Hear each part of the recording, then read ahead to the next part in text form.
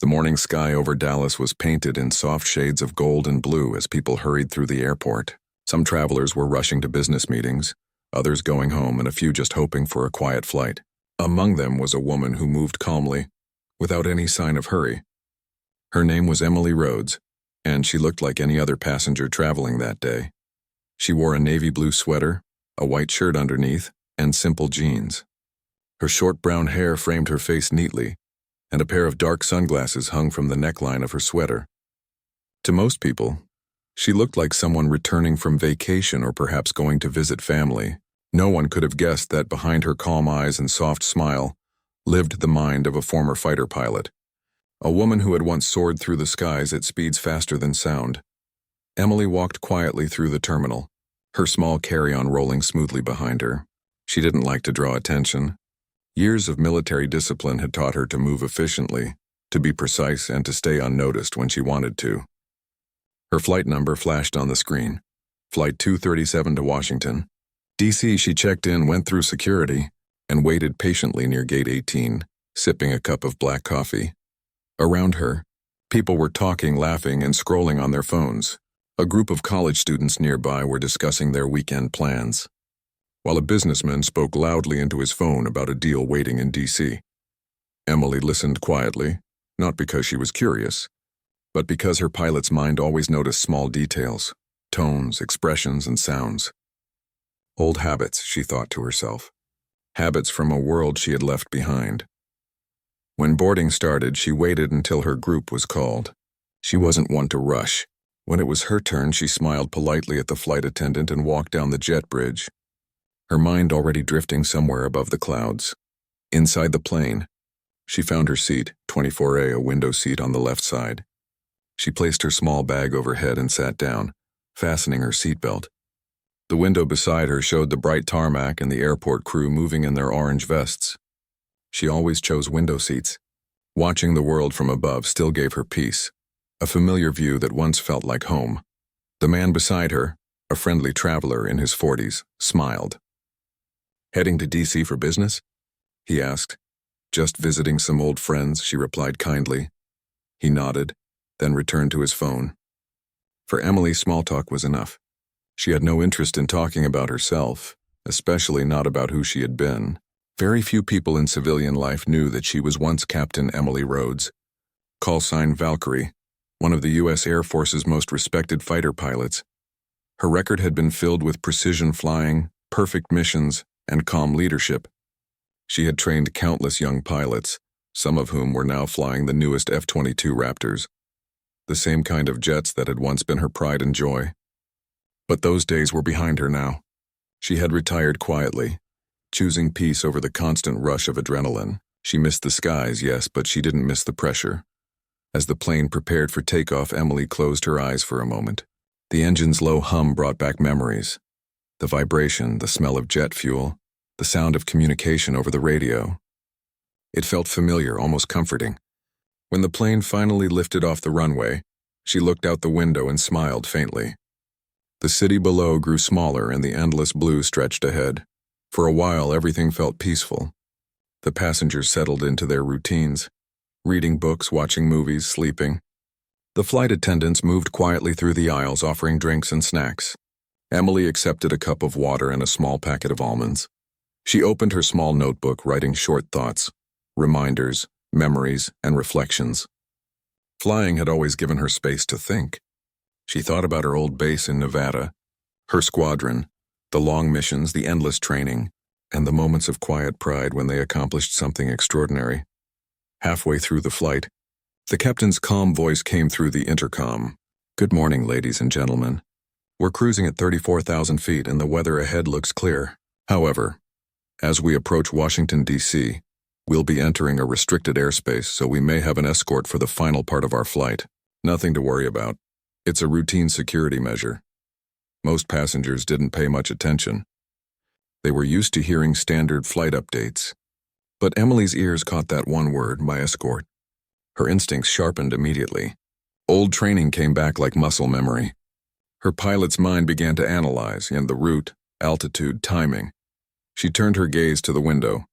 The sky was calm, but she knew that somewhere far ahead someone was already coordinating radar contact. It was second nature for her to think that way. She had lived it for years. 15 minutes later, a soft buzz of excitement spread through the cabin.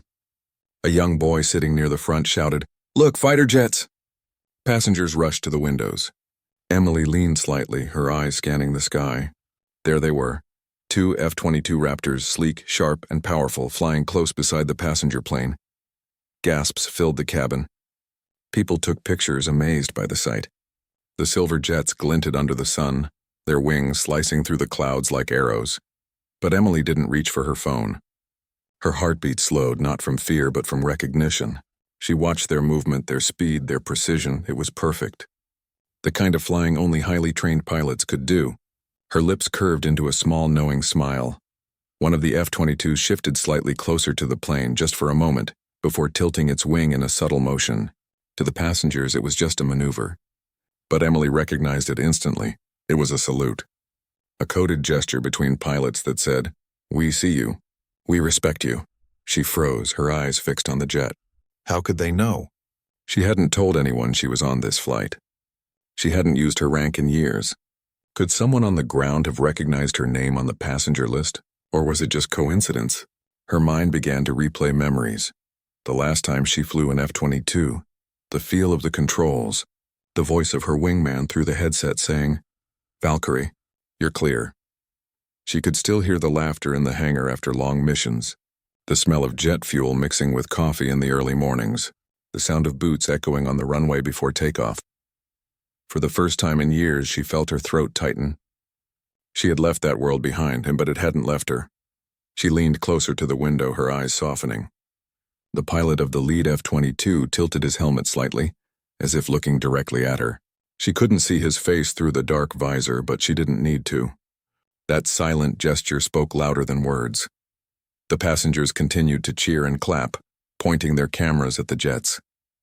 But for Emily, it was something far more personal, a moment of deep connection, a bridge between who she had been and who she was now. As the plane continued its smooth flight, the escort stayed alongside, maintaining perfect formation. The sight made people feel safe, proud, even patriotic. The pilot made another announcement. "Ladies and gentlemen, it seems we have the honor of an Air Force escort this morning as we approach restricted DC airspace. Please enjoy the view of our nation's finest at work." Everyone clapped again. Emily stayed quiet, still watching. She could feel the emotion building inside her, pride, nostalgia, and something she couldn't quite name. She hadn't expected to feel this way again. After several minutes, the jets adjusted their formation, signaling they were preparing to break away. The lead aircraft tilted its wing once more, a final salute. Emily raised her hand gently and touched the window glass, her eyes glistening. It wasn't for the passengers to understand. It was a message between pilots across generations. When the jets turned away, disappearing into the clouds, she exhaled softly. Her seatmate, who had been recording the scene, laughed and said, "Wow, that was something. I've never seen anything like it." "Makes you feel proud, doesn't it?" Emily smiled faintly. "Yes," she said quietly. "Very proud." The rest of the flight passed peacefully, but inside her, memories were alive again. She remembered the first time she had flown alone, the trembling excitement before her first takeoff, and the thrill of touching the sky at supersonic speed. She remembered the friends she had flown with, some still serving, some retired like her. She wondered if one of them had been in that jet today. As the plane began its descent toward Washington, D.C., Emily looked out at the city below. The clouds broke apart, revealing the river, the monuments, and the open sky that had always been her home. She didn't know what awaited her on the ground. Maybe just a quiet visit with old friends. But in that moment, she realized something. No matter how long she stayed on the ground, a part of her would always belong to the sky. The woman in seat 24A wasn't just another passenger. She was Valkyrie, a name whispered with respect across air bases, a name that once ruled the skies. And somehow, even now, the skies still remembered her. The seatbelt sign turned on. Passengers straightened their chairs and prepared for landing. Emily folded her notebook, placed it in her bag, and looked out the window one last time. Far in the distance, a faint glimmer of sunlight caught her eye. Perhaps just a reflection or maybe the last trace of those F-22s that had flown by her side. She smiled softly. Good flying. The wheels of the plane touched the runway with a soft thud, and the passengers felt the familiar pull as the aircraft slowed down. A few people clapped quietly, a habit that still lingered from the old days of air travel. Others stretched or began reaching for their phones. Emily stayed seated, her hands resting calmly on her lap, her eyes still looking out of the window. The sky outside was bright and clear, and the runways of Washington, D.C.'s airport stretched wide before her. She could see the faint shimmer of heat rising from the ground, and for a moment it reminded her of desert airfields where she used to land her fighter jet after long missions. Everything looked ordinary, yet she knew something extraordinary had just happened above those clouds. The pilot's voice came over the intercom once again. Ladies and gentlemen, welcome to Washington, D.C. On behalf of the entire crew, we'd like to thank you for flying with us today. We hope you enjoyed the escort we received from the U.S. Air Force. It's not something you see every day. People around Emily chuckled and applauded. The man sitting next to her smiled and said, "You know, I'll be telling my kids about this. 2 fighter jets. What a sight." Emily smiled politely, her mind elsewhere. Her heart was calm, but her thoughts were racing. The way those jets had flown, the way the lead pilot had tilted his wing, it wasn't random. It was deliberate, respectful, and personal. Someone up there had recognized her name or maybe her presence. It was hard to believe, but she had learned long ago that the Air Force community was smaller than it seemed. Pilots remembered one another, especially legends. The seatbelt sign turned off and people began to stand up, stretching and collecting their luggage. Emily waited.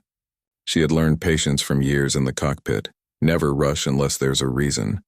She stood only when the aisle cleared, lifted her bag quietly from the overhead bin, and thanked the flight attendants with a gentle smile. As she reached the exit, the captain of the flight, a man in his 50s with kind eyes and silver hair, stood near the door greeting passengers. When Emily reached him, he gave her a long look as if he was about to say something but stopped himself. Then he smiled warmly and said, "Have a wonderful day, ma'am." She nodded. "You too, Captain." As she stepped into the jet bridge, she felt her phone buzz. It was an unknown number, but the area code was familiar. Military. She hesitated for a second, then answered softly. "Captain Rhodes?" said a calm professional voice. "This is Major Davis from Joint Base Andrews. We were informed that you're arriving on Flight 237. On behalf of the Air Force, we'd like to welcome you back to D.C. Emily paused. She hadn't told anyone she was coming. Her plans were personal, quiet. "How did you—" "The escort pilots recognized your name on the passenger list," the voice said respectfully. "They requested permission to honor you in flight. It's not something we see often, ma'am. They knew exactly who you were." For a moment, she couldn't speak. Her throat tightened. Major Davis continued, "If you don't mind, 2 of our officers are waiting to greet you at the gate. Just a small courtesy, ma'am. No ceremony." Emily wanted to say no. She had lived quietly for years, away from any kind of attention. But something inside her told her not to refuse. These weren't reporters or strangers. They were her people, the kind who understood without needing words. "Understood," she replied softly. "Thank you." As she stepped out into the terminal, the air was filled with the usual airport noise. Announcements, rolling suitcases, and chatter. Yet just ahead of her, standing beside the gate exit, were 2 young Air Force officers in crisp blue uniforms. They stood perfectly straight, eyes forward, hands clasped behind their backs. The moment they saw her, both came to full attention. Emily stopped. The world seemed to slow for a second. The taller officer, probably in his late 20s, stepped forward. "Ma'am," he said formally, his voice steady but filled with emotion. "It's an honor to meet you. Welcome home, Valkyrie." Hearing that name again, her call sign, sent a wave of emotion through her. She hadn't heard it spoken out loud in years. For a moment, she felt like she was back on the flight line, helmet under her arm, sunlight glinting off her jet. She smiled faintly. "You don't have to call me that anymore," she said. "With respect, ma'am," the young officer replied. "Some names don't fade." Passengers walking past slowed down, curious. Some whispered to each other, recognizing the sight of military uniforms and wondering who the quiet woman might be. Emily simply nodded, her humility clear in her expression. The officers walked with her toward a quieter section of the terminal. They didn't talk much at first.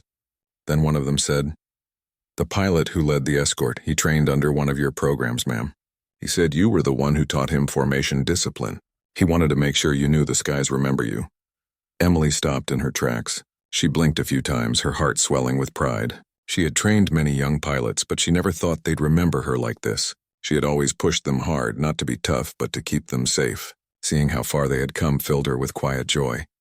"Tell him," she said softly, "that I'm proud of the way he flies." "Yes, ma'am, we will." Outside the airport, a black Air Force sedan waited to take her wherever she needed. She wasn't used to such attention anymore, but she accepted it with grace. As they drove through the city, Emily looked out the window. Washington, D.C. passed by in scenes of history and memory. The monuments, the flags, the white buildings that seemed to carry stories of their own. Her destination wasn't official business. She was visiting a small veterans hospital to see an old friend, Colonel Rachel Hale, who had served with her in the same squadron years ago. Rachel had been one of the few people Emily truly trusted in the skies, her wingwoman and closest companion. When Emily arrived, Rachel was waiting in the courtyard, sitting in a wheelchair but wearing the same confident smile she always had. The years had changed them both, but their bond was still strong. "Well, if it isn't Valkyrie herself," Rachel said, her voice warm and teasing. Emily laughed softly. "Please don't start with that," she replied. Rachel grinned. "I heard about your little escort today. You really can't stay out of the spotlight, can you?" Emily shook her head, smiling. "I didn't plan any of it. They just showed up." "Of course they did," Rachel said. "You're the reason half of them fly the way they do." They talked for hours, reminiscing about their missions, their training days, and the long nights when they stayed awake in the hangar, checking equipment and talking about life. Every memory brought both laughter and silence, the kind that comes with understanding. As the afternoon sun began to set, Rachel said quietly, "You know, I used to think we'd be forgotten once we left the cockpit. But seeing what happened today, maybe the sky never forgets its own." Emily looked toward the sky through the window, painted in shades of orange and gold. "Maybe not," she said softly. "Maybe it remembers everyone who gave a part of themselves to it." When she left the hospital, the air was cool, and the city lights were beginning to flicker on. She walked for a while before calling a car. Along the way, a group of young Air Force cadets passed her on the sidewalk. They were laughing, full of energy, probably unaware of who she was. Yet one of them turned back just for a moment and gave her a small, respectful nod. Emily nodded back. She didn't need words. The recognition in his eyes was enough. Later that night, she sat in her small hotel room, the city lights glowing outside her window. She opened her old flight logbook, something she always carried but rarely opened. Inside were pages filled with flight records, notes, and scribbles. Each line told a story. Hours in the sky, missions completed, challenges faced, and lessons learned. Her fingers brushed over a small photo tucked inside the cover. It showed her and her old squadron standing beside their F-22s laughing, their arms around each other. She smiled quietly, remembering every face. Some had moved on, some had stayed, and some were gone, but they all shared the same sky once. Her phone buzzed again. A message came through from an unknown number. "This is Falcon 2. I was in the escort today. Just wanted to say it was an honor to fly beside you, ma'am. We learned from the best." Emily read the message twice, her eyes soft with emotion. Then she replied simply, "The honor was mine. Fly safe always." She placed her phone down, leaned back, and let the quiet of the night wrap around her. For years, she had thought her life as a pilot was something in the past, a closed chapter. But now she realized that some stories never really end. They live on in the skies, in the people we inspire, and in the quiet moments when the world reminds us of who we are. When she closed her eyes, she could almost hear the faint hum of the jet engines again, the radio chatter, and the familiar voice of her old squadron calling out, "Valkyrie, you're clear," she smiled. "Copy that," she whispered. The next morning, as the sun rose over the Capitol, a pair of F-22s flew high above the city in perfect formation. Most people on the ground never noticed them. But Emily, looking out her window with a cup of coffee in hand, did. She recognized the wing tilt, the same salute as before. This time, she smiled wider, lifted her hand slightly in response, and whispered, Good flying, boys. The sky had spoken once again, not with words, but with respect, memory, and quiet gratitude. And in that moment, the woman who once sat quietly in Fiat 24A was no longer just another passenger.